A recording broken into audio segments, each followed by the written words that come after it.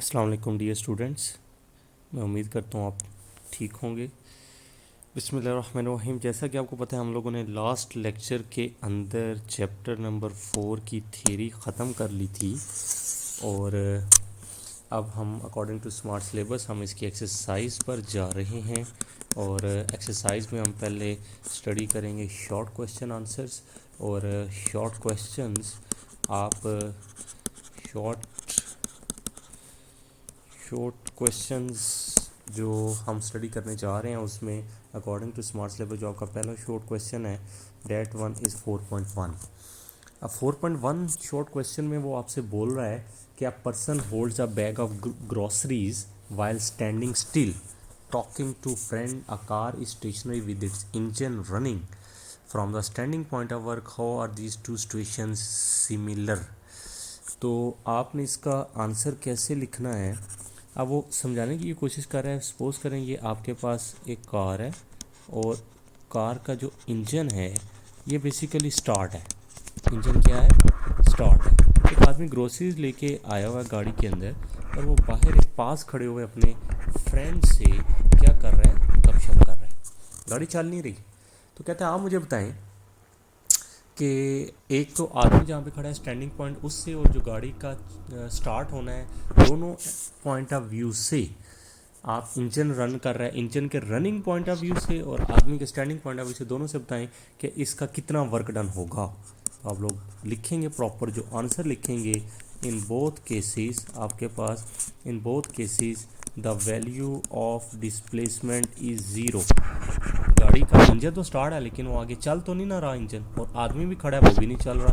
In both cases the value of displacement is zero. तो displacement की value क्या है? ज़ीरो है।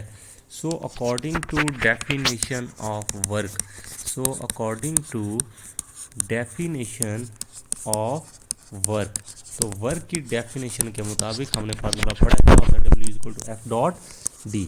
तो W इज इक्वल टू क्या आ जाएगा? F D cos of theta. दोनों केसेस में डिस्प्लेसमेंट का मैग्नीट्यूड क्या है? ज़ीरो। तो D into cos of theta तो W is equal to zero joule आपके पास आंसर आ जाएगा। तो इधर से फिर आप लिख देंगे थर्स इन बोथ केसेस हमारे पास दोनों केसेस में द वर्क डन जो हमारे पास वर्क डन है the work done is zero. दोनों केस में वर्क डन क्या आएगा? Zero. So both the situations are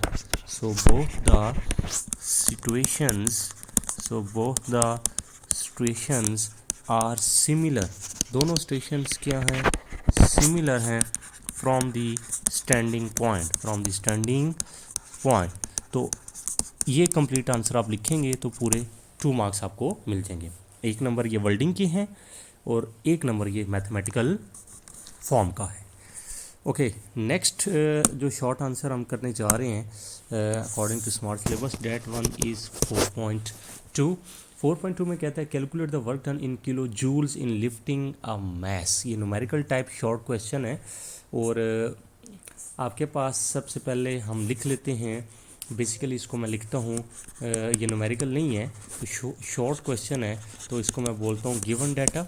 और गिवन डाटा में मैं लिखता हूँ मैस हमारे पास क्या है? 10 kg। हाइट हमारे पास क्या दे दी है? 10 मीटर। और जी की वैल्यू इसने दे दी है 9.8 मीटर पर सेकेंड स्क्वायर। और कहता है जो वर्क डन हो रहा है ज़ाहिर बात है जो डिस्प्लेसमेंट कवर कर रहे हैं वो स्टेडी वेलोसिटी पे। स्टेडी वेलोसिटी का मतलब होता है कांस्टेंट। तो आप फाइंड करके दें टू फाइंड। इस शॉर्ट क्वेश्चन में वो आपसे क्या पूछ रहा है कि टू फाइंड वर्क डन। आप वर्क डन निकाल के दें तो इसको हम ऐसे हेडिंग देके भी एक्सप्लेन कर सकते हैं फिर भी आपको फुल मार्क्स मिलेंगे। वर्क डन यहाँ पे किस फॉर्म में हो रहा है? पोटेंशियल एनर्जी की फॉर्म में हो रहा है। अब ये पोटेंशियल एनर्जी की रिप्रेजेंटेशन है इनके ऊपर वेक्टर के निशान मत डालते रहिएगा कि ये एनर्जी स्केलर है ये पी कोई मोमेंटम। नो ये पी डॉट ये सिंबल है। और पोटेंशियल एनर्जी का फार्मूला क्या होता है? mgh। अब हमें कैसे पता चला यहाँ पे वर्क डन पोटेंशियल की फॉर्म में हो रहा है काइनेटिक की फॉर्म में क्यों नहीं हो रहा? क्योंकि उसने हमें ये बताया वर्टिकल हाइट है। वर्टिकल हाइट है। वर्टिकल का क्या मतलब होता है? Along Y axis. और वाई एक्सिस हमेशा हाइट ही कवर होती है और जो वर्क हाइट की फॉर्म में हो वो हमेशा पोटेंशियल होता है और जो स्ट्रेट हॉरिजेंटली मोशन की फॉर्म में हो काइनेटिक होता है। तो W is equal to mgh। मैथ की वैल्यू 10 पुट कर दें, जी की वैल्यू 9.8 पुट कर दें, हाइट 10 पुट कर दें, तो W इज इक्वल टू 980 और वर्क की यूनिट क्या आ जाएगी जूल।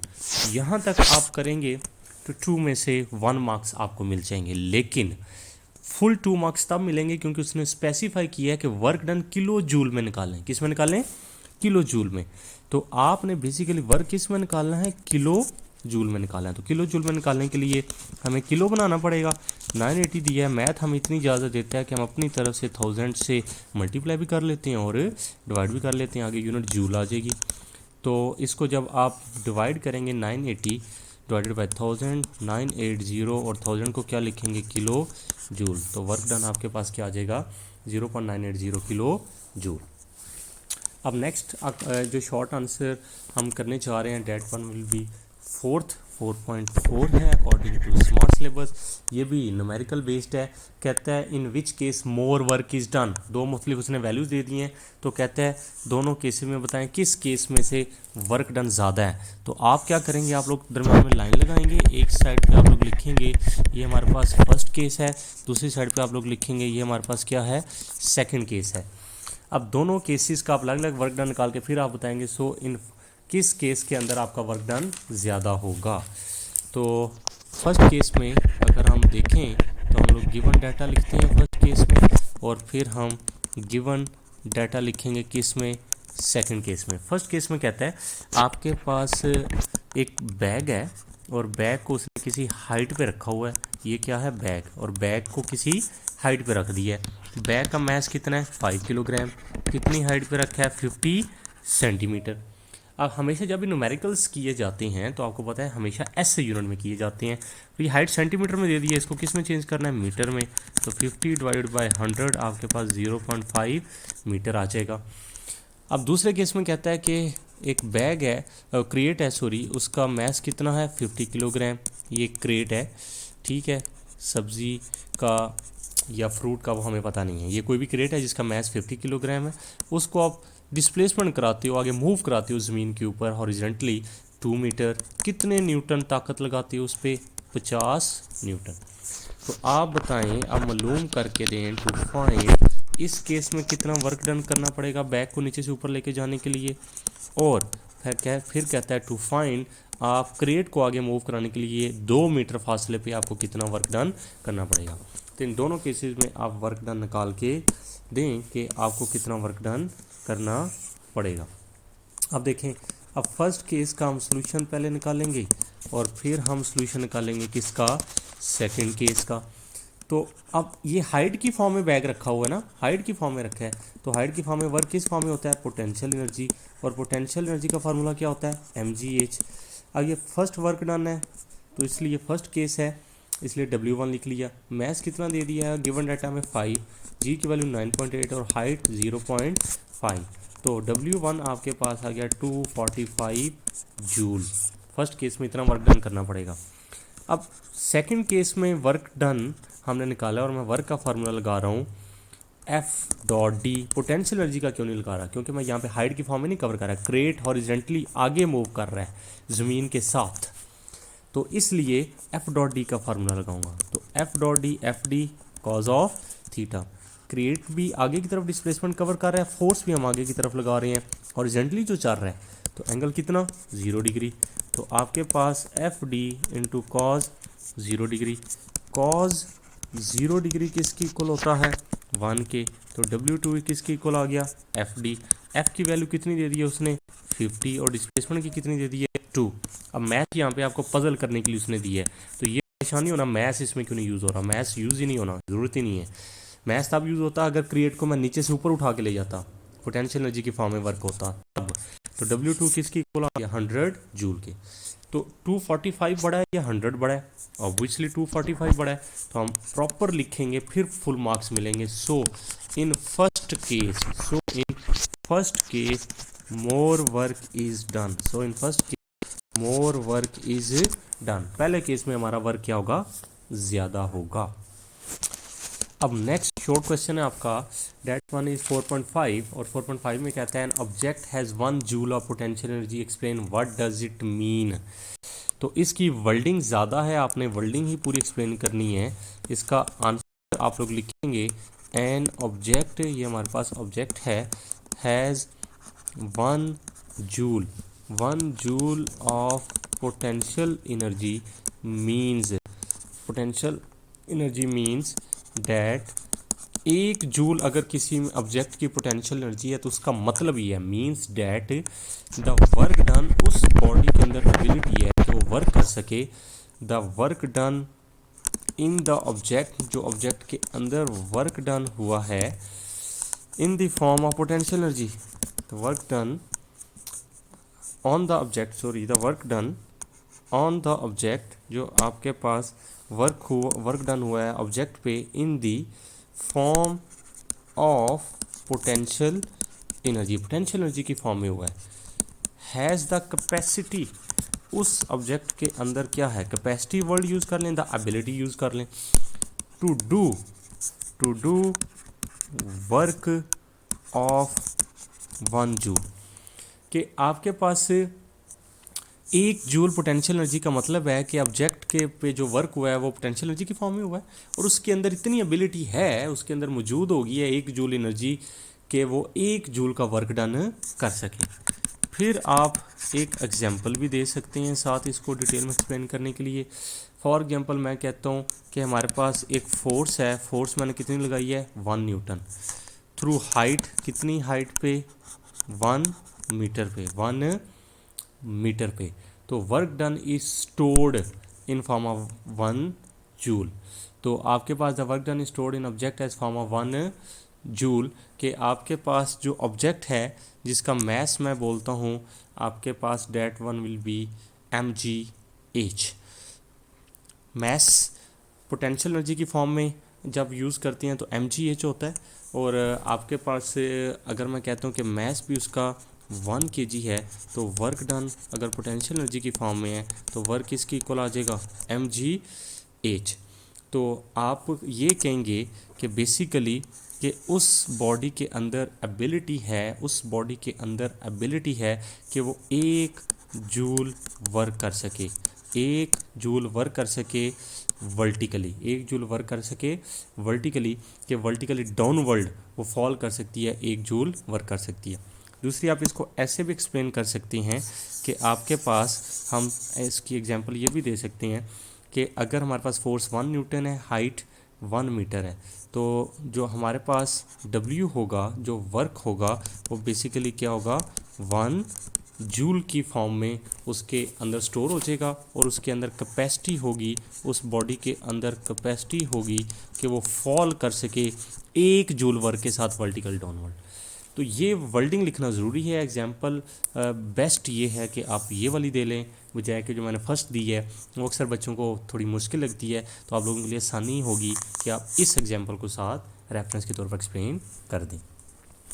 ओके जी, नेक्स्ट आपके पास जो शॉर्ट क्वेश्चन है, date one is according to smart syllabus 4.7, और 4.7 शॉर्ट आंसर है आपके पास कि when a rocket re-enters into the atmosphere the nose cone becomes very hot, where does this energy come from. ये भी wording है सारी की सारी। मिसाल के तौर पर इसका हम आंसर लिखने जा रहे हैं। कहता है आपके पास ये एक कोई रॉकेट था, और रॉकेट जूँ ही आपके पास एंटर हुआ है अर्थ एटमॉस्फेयर में, किसमें, अर्थ एटमॉस्फेयर, ये हमारे पास अर्थ का क्या है, एटमॉस्फेयर। जो ही वो अर्थ के एटमॉस्फेयर में एंटर हुआ है तो अर्थ एटमॉस्फेयर के अंदर क्या मौजूद होते हैं, आपको पता है अर्थ एटमॉस्फेयर के अंदर डस्ट पार्टिकल्स मौजूद हैं, प्लस मुख्तलिफ गैसेस के मॉलिक्यूल्स मौजूद हैं। तो कहता है ये जो उसकी नोज़ कौन है रॉकेट की, आपके पास ये हॉट क्यों हो जाती है, तो आपने इसका प्रॉपर फिर आंसर लिखना है। ये हॉट इस वजह से होती है, तो आप लोग लिखेंगे there is a large number of dust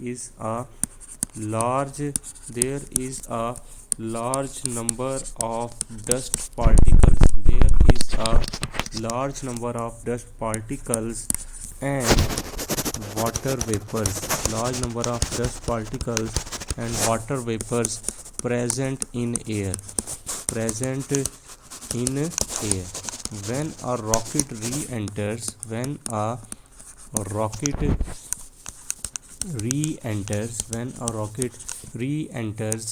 into atmosphere, it has to face, जब वो एटमॉस्फेयर में एंटर होगा, it has to face the resistance, उसको रुकावट का सामना करना पड़ेगा। खला में तो रुकावट नहीं थी इतनी, क्योंकि डस्ट पार्टिकल मौजूद नहीं थे। To face the resistance due to particles की वजह से उसको रेजिस्टेंस का सामना करना पड़ेगा। तो जो ही वो रेजिस्टेंस का सामना करना पड़ेगा, तो उसकी रॉकेट जब मूव करता आ रहा है तो उसकी काइनेटिक एनर्जी है, भागता हुआ आ रहा है, तो sum of kinetic energy of rocket, तो कुछ जो रॉकेट की काइनेटिक एनर्जी है is converted into heat energy,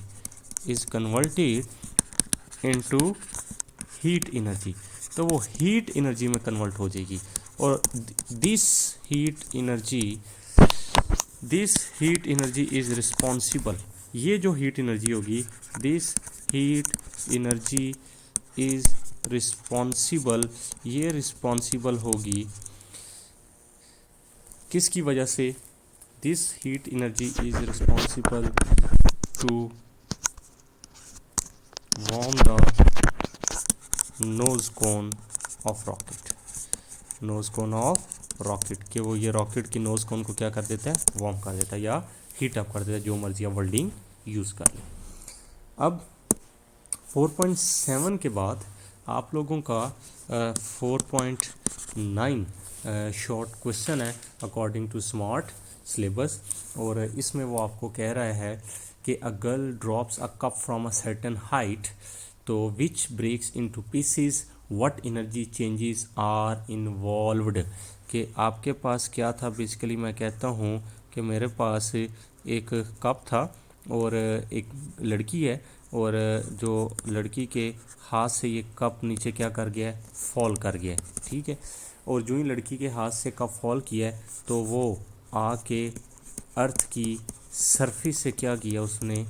ठीक है, फ्लोर से, अर्थ सरफेस से स्ट्राइक किया है। और जो ही अर्थ सरफेस पे उसने स्ट्राइक किया, तो वो कहता है आप मुझे बताएं कौन कौन सी एनर्जी चेंजेस पॉसिबल हैं। तो आपने टोटल एनर्जी चेंजेस लिखनी है। आपने लिखना है when a cup is dropped, जब कप गिरेगा, ड्रॉप्ड फ्रॉम सर्टन हाइट, जब कप लड़की के हाथ से सर्टन हाइट से गिरेगा, it's potential energy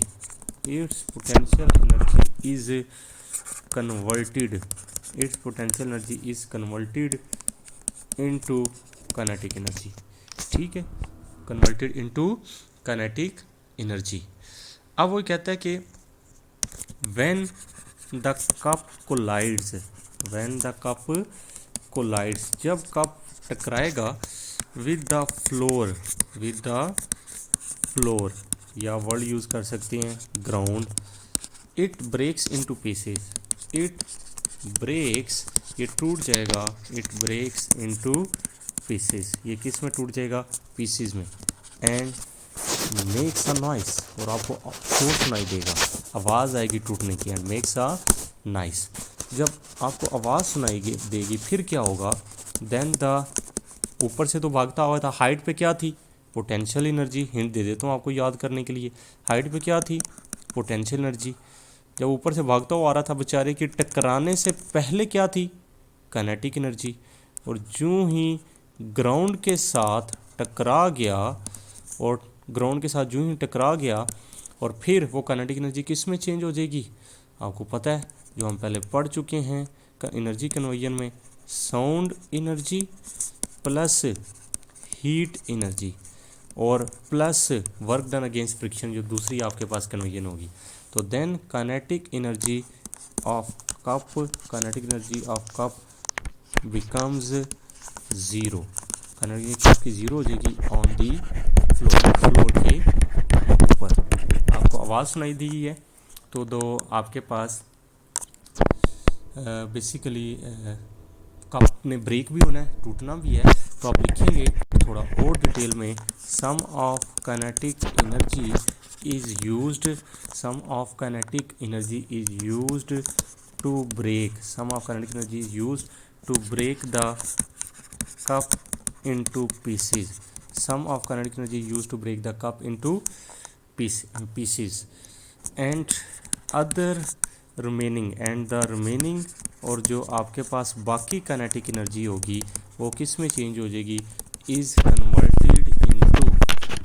converted into sound and heat energy, sound and heat energy. ये आप कंप्लीट एक्सप्लेनेशन लिखेंगे तो फिर आपको 2 मार्क्स मिलेंगे। शॉर्ट फॉर्म में सुने दोबारा, कप हाइट पे था, पोटेंशियल एनर्जी थी, भागता हुआ कप नीचे आया, जब हाथ से स्लिप हुआ तो टकराने से पहले अर्थ फ्लोर पे सारी पोटेंशियल किस में चेंज होगी, काइनेटिक में, और टकराने के बाद कुछ टुकड़े होने में, पीसीज होने में, और बाकी काइनेटिक एनर्जी किस में चेंज होगी, हीट एनर्जी में, फ्रिक्शन की वजह से, और साउंड एनर्जी में। तो ये आपने इंटर कन्वर्जेंस एक्सप्लेन की है, एनर्जीज़ की इंटर कन्वर्जेंस एक्सप्लेन की है कि कैसे आपकी एनर्जीज़ चेंज हो रही हैं। तो पोटेंशियल एनर्जी थी हाइट पे, टकराने से कुछ लम्हा पहले काइनेटिक थी, जो ही टकराया कप ज़मीन के साथ तो टुकड़े होने में कुछ काइनेटिक चेंज होगी, कुछ साउंड एनर्जी में जो आपको आवाज़ सुनाई देगी, और कुछ कप थोड़ा गर्म भी हो जाता है रगड़ की वजह से, फ्रिक्शन की वजह से, फर्श के साथ जब टकराता है तो हीट एनर्जी में। तो आपने ये इंटर कन्वर्जन यहाँ पे एक्सप्लेन करनी है, कोई मैथमेटिकल नहीं है, वर्ल्डिंग के साथ एक्सप्लेन करना है। तो ये आपके